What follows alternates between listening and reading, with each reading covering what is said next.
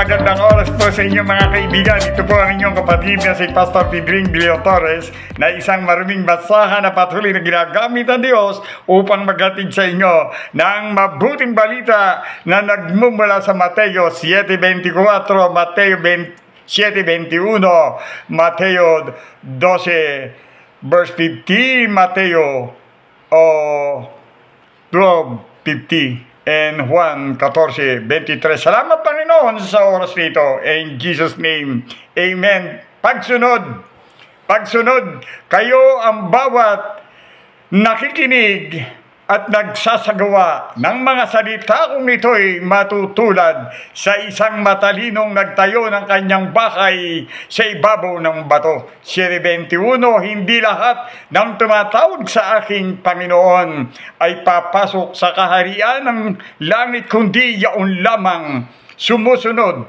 sa kalooban ng aking amang nasa langit. Mateo 12 verse 50, sapagkat ang sinumang sumusunod sa kalooban ng aking amang nasa langit, ang siya kong ina at kapatid.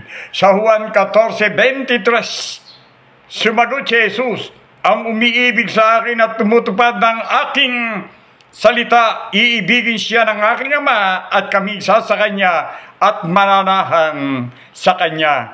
Iyon po ang salita ng Diyos na nagbibigay sa atin ng encouragement.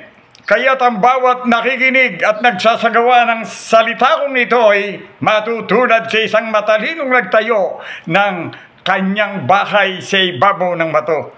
Kaya po, tingnan po natin ang salita ng Diyos na ito'y nagbibigay sa atin ng kalakasan, kaginhawahan sa puso't isipan, maging sa ating katauhan.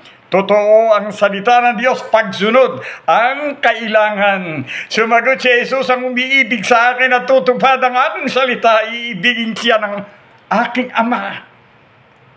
At kami sa kanya at mananahan sa kanya.